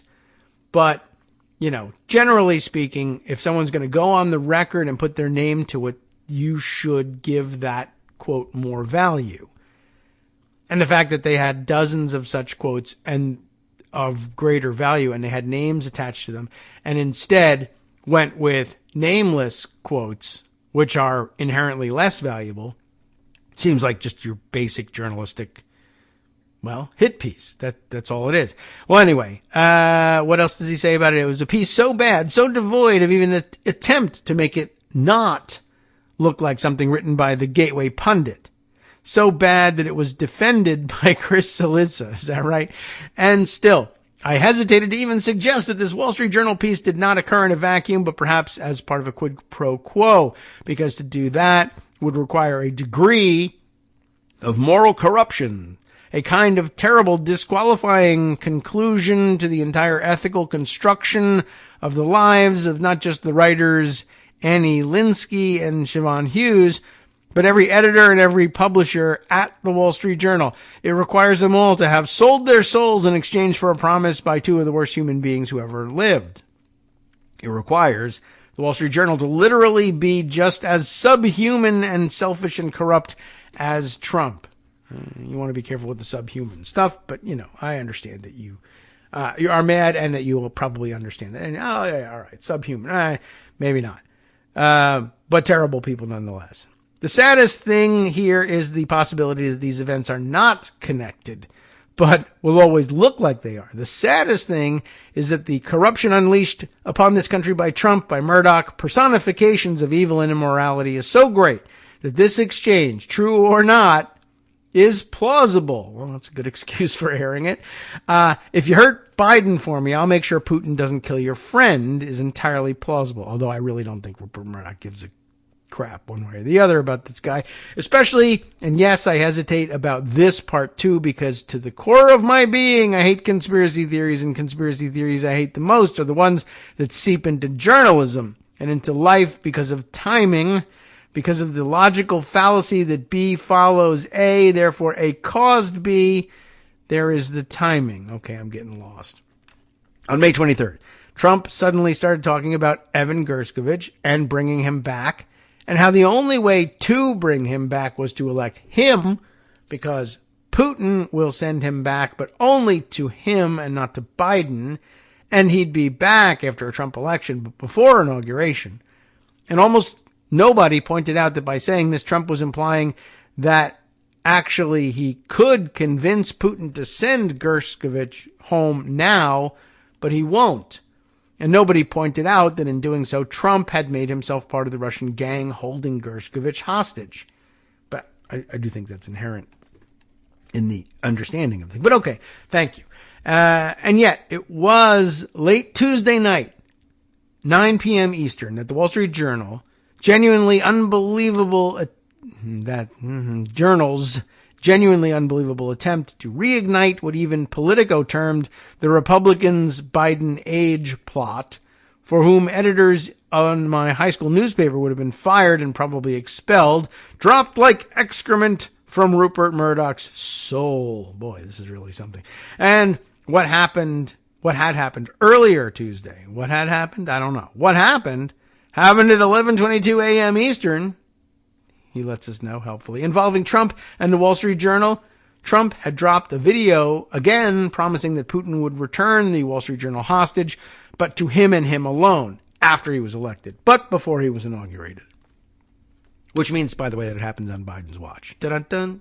Anyway, Trump posts a video out of nowhere in response to no one, again dangling the carrot that he alone can free the Wall Street Journal hostage in 9 hours and 38 minutes after the Wall Street Journal posts an article in which facts and on-the-record quotes which contradict the Trump campaign lie were deliberately edited out. The same day, would Trump have demanded this piece of fiction hit job on Biden be written by Linsky and Hughes or rewritten by editors and blamed on them in exchange for ransoming their friend? Well, he already did something like this, didn't he? He already offered to save somebody else from the evil of Putin. He offered it to President Zelensky on July 25th, 2019. I would like you to do us a favor, though. He'd help Zelensky defend himself, actually a whole country, against Putin's crimes as long as Zelensky concocted false evidence smearing Joe Biden. If you think he wouldn't call Murdoch or Wall Street Journal editor Emma Tucker, a Murdoch import from his Times of London, and say, I can get Evan home. On November 6th, I can help you defend him against Putin's crimes. If you think Trump couldn't do that, you've been in a coma since 2015. The question isn't whether Trump would do this. My God, it's only a surprise he didn't do it earlier. Given his statement in May, given this new video, I would be willing to wager that he did do this. The only question is whether the Wall Street Journal would do it with him. And if they didn't, and the Biden age plot piece was actually somehow published coincidentally 9 hours later, and then perhaps the Journal and Rupert Murdoch and Emma Tucker are not so much soulless monsters, but utter morons. And amid the 1,000 terrible things I have accused Murdoch of, perhaps the only one I never have is accusing him of being an utter moron. Now, about the authors of this piece and their willingness to manipulate the news or be manipulated by Republicans or Trump cultists or whoever, there are significant reasons to be of doubt about the credibility of Annie Linsky and Siobhan Hughes. If you remember the Washington Post reporter who mocked Biden walking through a graveyard, that was Annie Linsky. Biden goes to a church and walks through a graveyard in Wilmington as his legislative agenda is dying in Washington. Well, that was her. October 3rd, 2021. That's interesting. At face value, it was tasteless enough, but Linsky either didn't know enough about her own job or didn't care enough to know that the quote-unquote graveyard in Wilmington is, of course, the one in which his late son, his late daughter, and his late first wife are all buried. Linsky initially deleted the tweet without apologizing and then had to correct that tweet and put in an emotionless "I'm sorry." The attack on Biden visiting the graves of his son Beau and his wife Nelia and his daughter Naomi. His daughter was one when she and her mother were killed in a car accident, of course. The attack on him and the tasteless "ain't I clever" link between the graveyard and the dying agenda were actually worse than they seemed at the time. Linsky covered the 2016 Clinton campaign for the Boston Globe, and at a substance abuse event, a woman in the audience stood and revealed her son was an addict and committed suicide. Annie Linsky, who would later mock Biden for going to see his dead family, decided Hillary Clinton's response was stilted and cold in her assessment of Secretary Clinton's emotions was published on the front page of the Sunday Globe under the headline, "In New Hampshire, Clinton is lacking in the art of contact." This fiasco, this complete and unalloyed appearance of a quid pro quo between her and her paper and the Trump campaign, it's a little alloyed, is only the latest in the series of self-degradations, which are the only stories of consequence in the entire career of Annie Linsky. This is quite a hit piece on Annie Linsky, as it turns out. My goodness. How much more is there of this, by the way? Okay, these are all, I guess, there's a long list of comments afterwards. Well, let's finish it up then. Where do we leave off here? As to her partner in the piece, Siobhan Hughes, who seemed unconcerned that she was admitting on TV that Kevin McCarthy was a tactical liar while simultaneously evincing that it had not yet dawned and may never dawn on her that McCarthy may have been tactically lying to her. Her mediocre career is best summed up by this from the 13th of February, 2013. Wow, it's a real greatest hits situation here. Assigned by the Wall Street Journal to cover reaction to the first State of the Union address of the second term of President Obama. Her dispatch from Washington begins, Ted Nugent, okay, the rock star and gun rights advocate, stuck to his promise to remain respectful as U.S. President Barack Obama delivered the State of the Union address, but after his speech concluded, Mr. Nugent returned to form.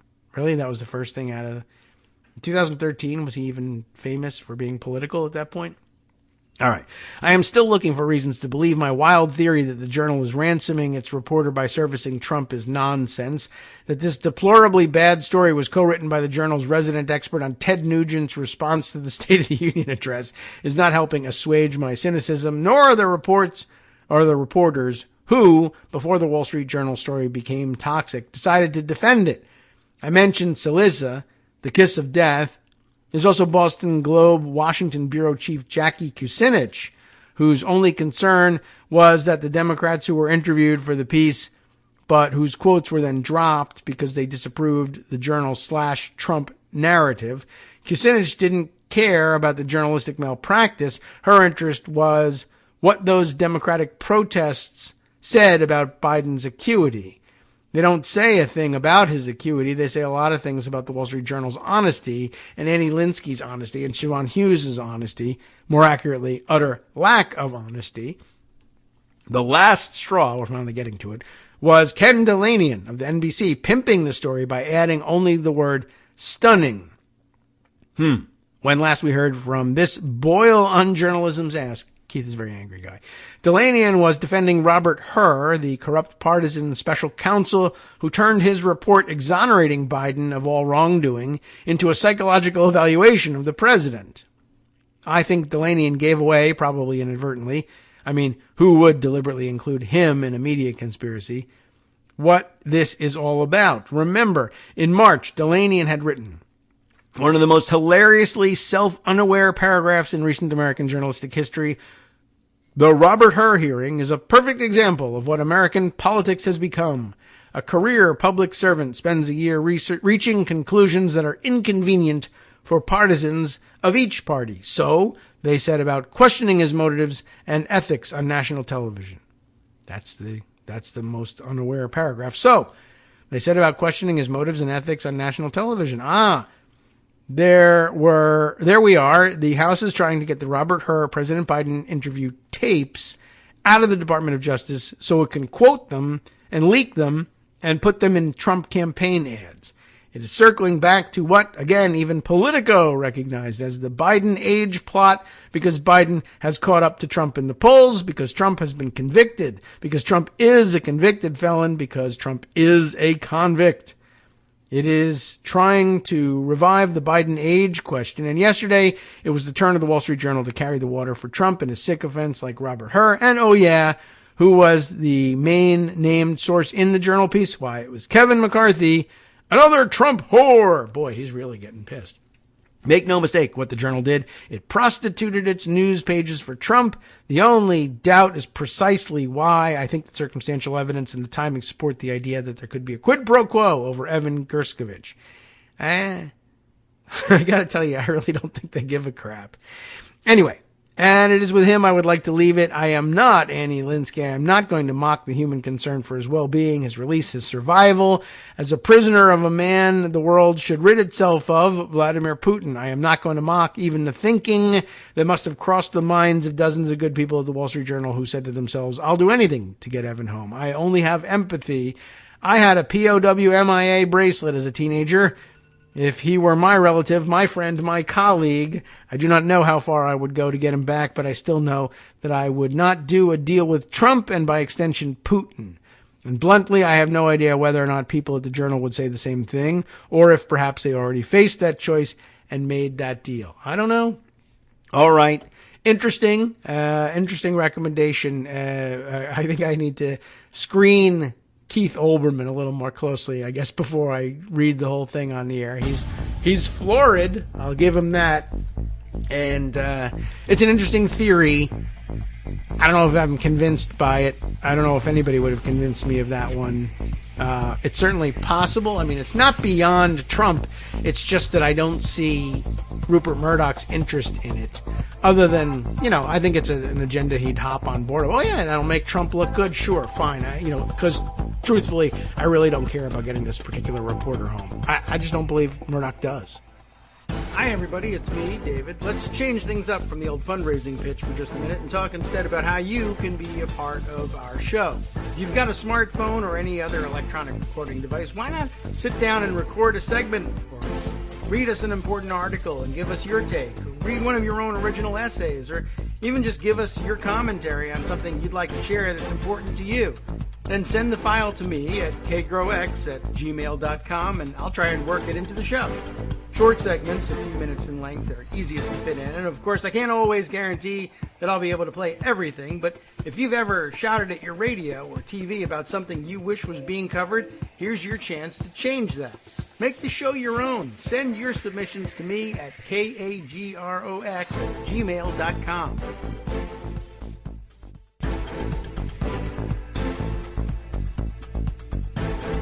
All right, welcome back now to the Kagro in the Morning Show here on Netroots Radio. I guess we'll take this opportunity then to stay on the topic of, now that I'm already committed to the possible mispronunciation of Evan Gershkovich's name, which is terrible because the guy is being held prisoner in Russia and you'd like to be sympathetic and actually get the name right. But I really did try, and I'm actually quite incensed at the reporters who skillfully evaded any attempt to pronounce his last name. I mean, it really was annoying.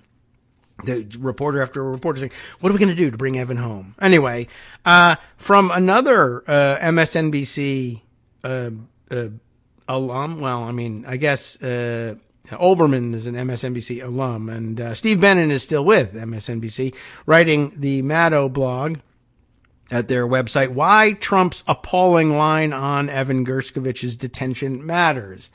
Always love to find out why things matter. Donald Trump was silent for a year about Evan Gershkovich's detainment, and it now appears the former president would have been better off staying silent. This from May 24th, so it's getting on in age, as news goes. But I had held off reading it because so many other things happened, plus the pronunciation issue. In March 2023, Russian security forces detained Wall Street Journal reporter Evan Gershkovich and falsely accused the journalist of espionage, which is, by the way, the statute under which our former president is charged in Florida, Espionage Act. Anyway, but he's not charged with espionage, but he is charged with a violation of the Espionage Act. So take it for however you want. It was the first such arrest of an American journalist in Russia since the latter days of the Cold War. The move sparked bipartisan outrage, though Donald Trump, for reasons he did not explain, said literally nothing for over a year. Given the former president's apparent eagerness to curry favor with Vladimir Putin, the Republicans' silence did not go unnoticed. In April, more than a year after Gershkovich was first detained, Trump sat down with Time magazine, which asked why the presumptive GOP nominee hasn't called for the reporter's release. I guess because I have so many things that I'm working on, Trump replied.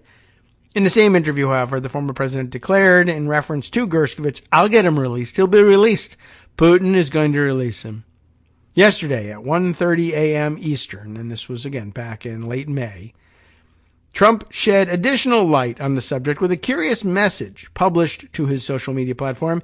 Evan Gershkovich, this is written, but I'm going to do it in his voice anyway. The reporter from the Wall Street Journal who's being held by Russia will be released almost immediately after the election, but definitely before I assume office. I don't know why he put it that way. He will be home, safe, and with his family. Vladimir Putin, president of Russia, will do that for me, but not for anyone else. And we will be paying nothing. Paying. All right. I'm not certain why the emphasis on his being released before inauguration. I mean, I guess he's trying to make it be like, well, it'll be sooner rather than later. We won't make him wait until January in Russian captivity. It will be an immediate gift to me. But it'd be interesting because it's like, well, who was president when he was released? Joe Biden. All right. Well, not that that'll change any minds, and it's too late to change any minds anyway, but at any rate, I just think the whole thing is weird. But Donald Trump is not a smart guy. This sparked a considerable amount of speculation as to what in the world Trump was getting at. So far, he hasn't elaborated. Maybe he has since then. And the subject didn't come up during the former president's rally in New York.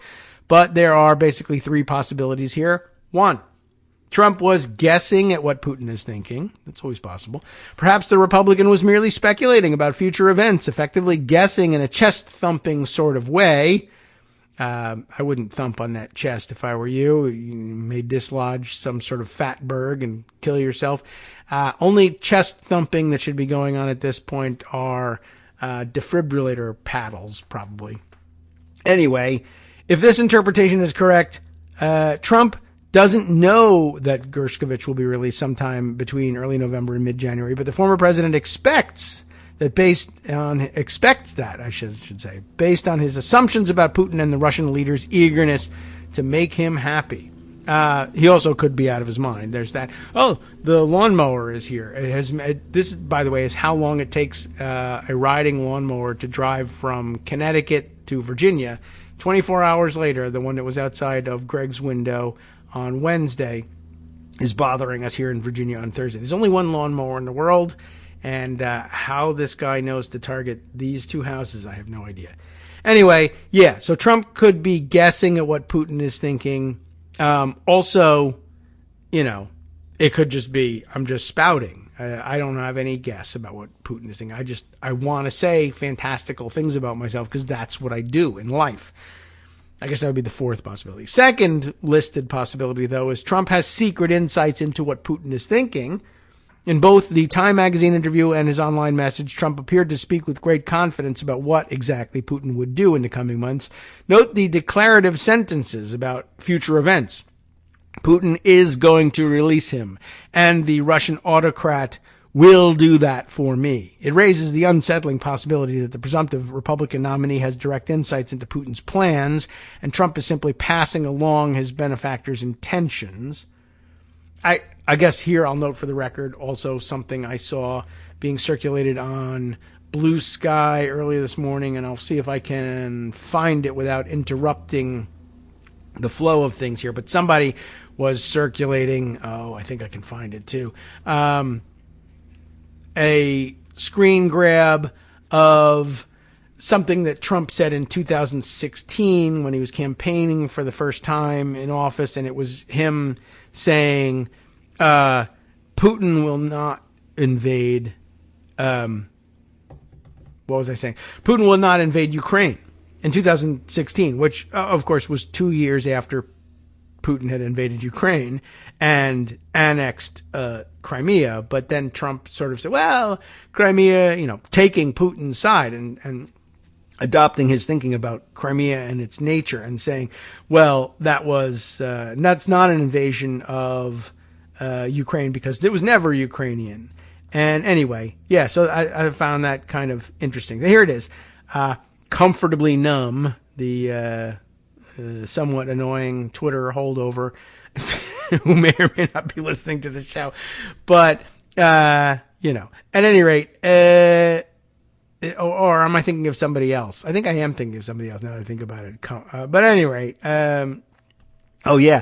Comfortably Numb, of course, the reference to the Pink Floyd song. I think I'm thinking of actually Comfortably Smug. Wasn't that a similar that was a Twitter account of some note that was a rather annoying person. And anyway, I don't know that this is it, although the avatar looks familiar to me. Anyway, the point really is that there's this screen grab from a CNN article in 2016 in which Donald Trump said that Russian President Vladimir Putin won't make a military move into Ukraine, even though Putin has already done just that, seizing the country's Crimean peninsula.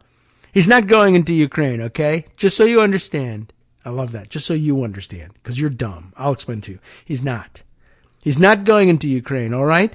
You can mark it down, like taunting you. You can mark it down. You can put it down.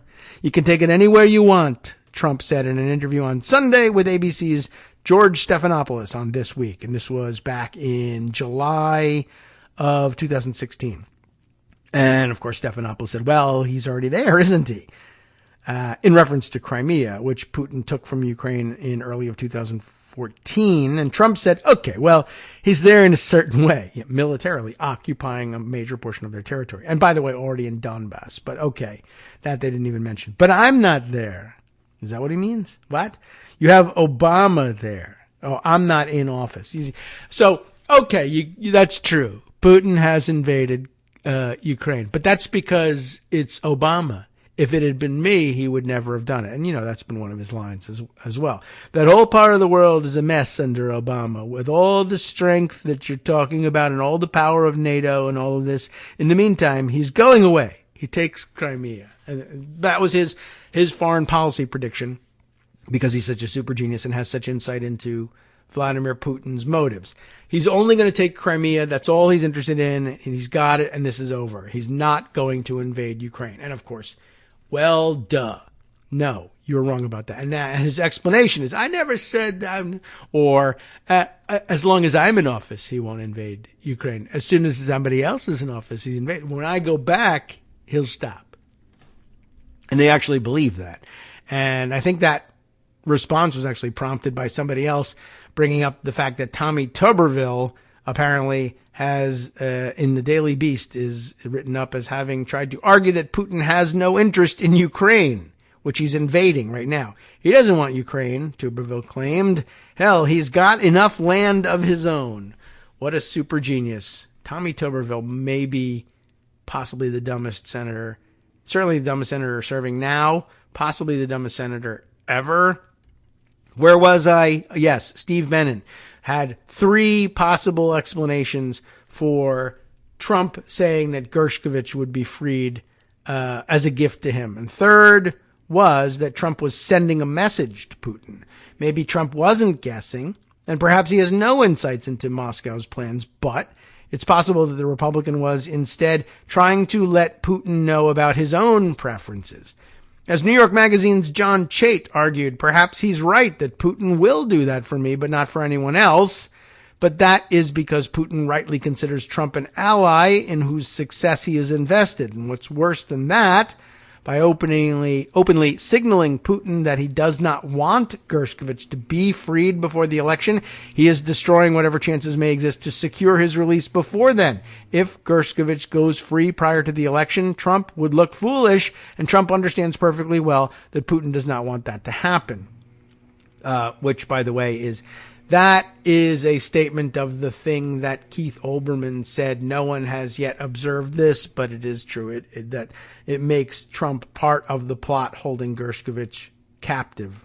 Hanging overhead is a question the former president probably won't answer. If Trump has unique influence with Putin and the Russian leader is prepared to release Gershkovich as a favor to the Republican, why doesn't Trump use that power now and help bring the reporter home immediately? The presumptive GOP nominee could claim credit and spend the next several months bragging about the feat and bask in the pre-election praise, so why not pick up the phone and use his leverage now? And the answer is probably that he doesn't actually have that leverage. Putin wants the timing to be what he wants for his own reasons, and releasing him early doesn't actually serve that. Trump would, of course, run around bragging the whole time, but then still may lose the election, and that's not the outcome that they were looking for. So there's no real benefit in releasing him early, I guess. But, this may change. You never know. I have no particular insight into these wackadoodles myself. But now we have a list of ways in which we don't know what the hell these wackadoodles are thinking. All right. So now the Evan possibly Gershkovich story is covered, and I admit I don't know how to pronounce his name, and we're past that. Okay. Let's see. Other things to share with you that have been waiting for discussion. Well, we'll run them in reverse chronological order because that's the way they come up in Pocket. This is an interesting entry just to revisit the subject we haven't touched on in, I don't know, a little while anyway, at some length anyhow. Back over in Gaza. This is a surprising-ish story. I guess not. Probably, well, most cynics about Israel would likely be surprised about it, and I guess you could include or not be surprised about it. You could include me about this too. Israeli intelligence operations are a little odd, to be sure. This story in the New York Times, reported by, where's our byline here? Shira Frankel, may have caught some people by surprise in this one. Israel secretly targets U.S. lawmakers with influence campaign on Gaza war. And depending on exactly what this campaign is shaped like, it could be more or less concerning to us. Israel's Ministry of Diaspora Affairs ordered the operation, which used fake social media accounts urging U.S. lawmakers to fund Israel's military, according to officials and documents about the effort. I wouldn't imagine that it's the most influential campaign that could have been waged, but I could definitely see it having an impact for, of course, members of Congress running for re-election, or perhaps who are new and more vulnerable as a result, and then seeing social media targeted at them, what looks like real accounts, people saying, I really, hope you'll be supporting Israel through all that. Oh, that looks like a good measure of public sentiment. I'll go with it. But it turns out to be fakes and bots. Israel organized and paid for an influence campaign last year targeting U.S. lawmakers and the American public with pro-Israel messaging as it aimed to foster support for its actions in the war with Gaza, according to officials involved in the effort and documents related to the operation. The covert campaign was commissioned by Israel's Ministry of Diaspora Affairs. It's a weird place to locate this. It's a government body, by the way, in case you're not familiar, that connects Jews around the world with the state of Israel, four Israeli officials said, and you could just ask one. What does the Ministry of Diaspora Affairs do? But four Israeli officials said that it was conducting the covert campaign. They didn't need to ask four Israeli officials, what is the Ministry of Diaspora Affairs? Anyway, the ministry allocated about $2 million to the operation and hired Stoic, a political marketing firm in Tel Aviv, to carry it out, according to the officials and the documents. The campaign began in October and remains active on Twitter. At its peak, it used hundreds of fake accounts that posed as real Americans on Twitter, Facebook, and Instagram to post the pro-Israel comments. The accounts focused on U.S. lawmakers, particularly ones who are black and Democrats, such as Representative Hakeem Jeffries, the House Minority Leader from New York, and Senator Raphael Warnock of Georgia, with posts urging them to continue funding Israel's military. ChatGPT, the artificial intelligence-powered chatbot, was used to generate many of the posts. So, lame effort. But anyway, the campaign also created 3 fake English-language news sites featuring pro-Israel articles, and I'll be interested to find out what those sites are. The Israeli government's connection to the influence operation, which the New York Times verified with 4 current and former members of the Ministry of Diaspora Affairs and documents about the campaign, has not been previously reported. Fake reporter, an Israeli misinformation watchdog, identified the efforts in March. Last week, Meta, which owns Facebook and Instagram, and OpenAI, which makes ChatGPT, said they had also found and disrupted the operation. The secretive campaign signals the lengths Israel was willing to go to, to sway American opinion on the war in Gaza. The United States has long been one of Israel's staunchest allies, with President Biden recently signing a $15 billion military aid package for the country. But the conflict has been unpopular with many Americans who have called for Mr. Biden to withdraw support for Israel in the face of mounting civilian deaths in Gaza. That's a gentle way of putting it. The operation is the first documented case of the Israeli government's organizing a campaign to influence the U.S. government, social media experts said. Yeah, I mean, it's not a bribery scheme. It's using social. I mean, you shouldn't do it. It's scummy looking and shady looking, but it's such a one-off thing. There's this platform. We went on it and said pro-Israel things. We're the government of Israel. That's what they're going to do. I don't find it surprising, although I find, use of fake accounts to be shady and dumb. It's a low cost and probably relatively low impact operation, quite honestly. I prefer it not be happening, but anyway. The operation is the first documented case of Israeli governments using a campaign like this. While coordinated government-backed campaigns are not uncommon, they are typically difficult to prove. Iran, North Korea, China, Russia, and the United States are widely believed to back similar efforts around the world, but often mask their involvement by outsourcing the work to private companies or running them through a third country. Although we did just read that, one, this is being done from the Ministry of Diaspora Affairs, which isn't exactly central intelligence, and then two, they hired Stoic to do the work. So they did, in fact, outsource the work to private companies exactly as it says here. Anyway, still, Israel's role in this is reckless and probably ineffective, said Ahia Schatz, the executive director of Fake Reporter. That Israel ran an operation that interferes in U.S. politics is extremely irresponsible.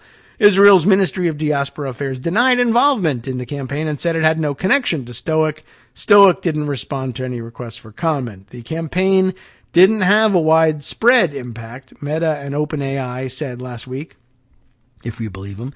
The fake accounts accumulated more than 40,000 followers across Twitter, Facebook, and Instagram, Fake Reporter found. That's not a whole lot. But many of those followers may have been bots and didn't generate a large audience, Meta said. The operation began just weeks into the war in October. According to Israeli officials and the documents on the effort, dozens of Israeli tech startups received emails and WhatsApp messages that month, inviting them to join urgent meetings to become digital soldiers for Israel during the war. According to messages viewed by the Times, some of the emails and messages were sent from Israeli government officials, while others came from tech startups and incubators. The first meeting was held in Tel Aviv in mid-October. It appeared to be an informal gathering where Israelis could volunteer their technical skills to help make the country's war effort, 3 attendees said, or to help the effort, not help make, but whatever. Members of several government ministries also took part, they said, and I could see that happening too. And sure, why not? And, I mean, I guess you could probably keep in mind that the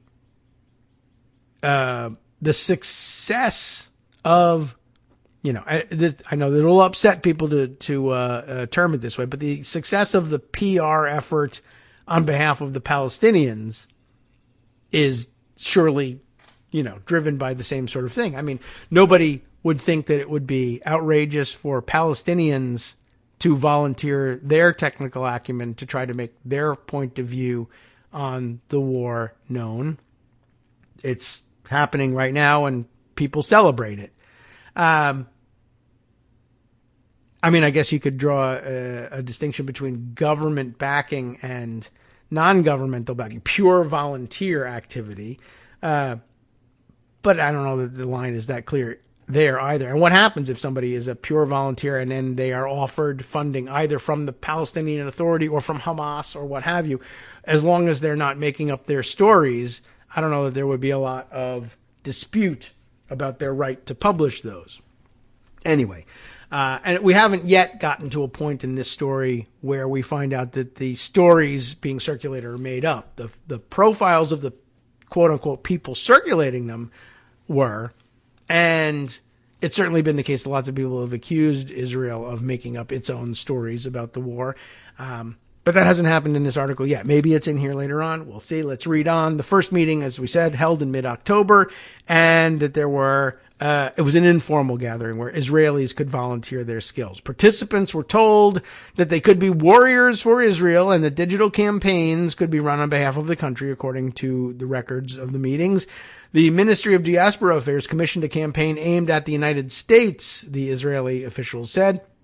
A budget of about $2 million was set. According to one message viewed by the Times, Stoic was hired to run the campaign. On its website and on LinkedIn, Stoic says it was founded by 2017 by a team of political and business strategists and calls itself a political marketing and business intelligence firm. Other companies may have been hired to run additional campaigns, one Israeli official said. Many of the campaign's fake accounts on Twitter, Instagram, and Facebook posed as fictional American students, concerned citizens, and local constituents.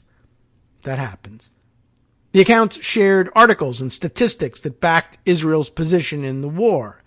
The operation focused on more than a dozen members of Congress, many of whom are black and Democrats, according to an analysis by fake reporter. Representative Richie Torres, a Democrat from New York who was outspoken about his pro-Israel views, was targeted in addition to Mr. Jeffries and Mr. Warnock. Some of the fake accounts responded to posts by Mr. Torres on Twitter by commenting on anti-Semitism on college campuses and in major U.S. cities. In response to a December 8th post on Twitter by Mr. Torres about fire safety, one fake account replied, "Hamas is perpetrating the conflict," referring to the Islamist militant group. The post included a hashtag that said Jews were being persecuted. I mean, it's not responsive to a post about fire safety, but it's in an attempt, by one of the fake accounts to barge in on a conversation that Torres is a part of and change the subject. So, I see that it seems like targeting. On Facebook, the fake accounts posted Mr. Jeffries on Mr. Jeffries' public page by asking him if he had seen a report about the United Nations employing members of Hamas in Gaza. That now largely viewed to be untrue, or at least poorly sourced. And one of the more famous or infamous examples of stories that, just didn't pan out the way Israel was portraying them. But, that was the order of the day. And I guess they were carrying out the mission of disseminating that story. And I think the official line of the Israeli government is probably still that happened. It's just that nobody else believes it anymore. Mr. Torres, Mr. Jeffries, and Mr. Warnock didn't respond to requests for comment. The campaign also created 3 fake news sites. Here's the part I'm interested in, with names like Non-Agenda and Unfold magazine, which stole and rewrote material from outlets including CNN and the Wall Street Journal to promote Israel's stance during the war, according to fake reporters' analysis. Fake accounts on Reddit then linked to the articles on the so-called news sites to help promote them. All right, so that's interesting. We'll be on the lookout for Non-Agenda, non-agenda, and Unfold magazine. But they did say 3 fake news sites. That names 2. I don't know what the last one is called. You would think that would be included here. I don't know why it's not. The effort, by the way, was sloppy, so you might even have spotted it if you were trying. Profile pictures used in some accounts sometimes didn't match the fictional personas they cultivated, and the language used in posts was stilted. And that may be a function either of ChatGPT or people whose first language isn't necessarily English, but whose English might be pretty good, driving the whole thing, but maybe they can't spot, the unnatural phrasing that a native speaker would note. Now, what do they mean by sloppy and not matching the fictional personas? In at least 2 instances, accounts with profile photos of black men posted about being, quote, a middle-aged Jewish woman. Well, you don't want to assume anybody's gender these days. And it doesn't say what their pronouns were, but it doesn't appear to have been done in a thoroughgoing manner. Let's say that. On 118 posts in which the fake accounts shared pro-Israel articles, the same sentence appeared. And what is that sentence?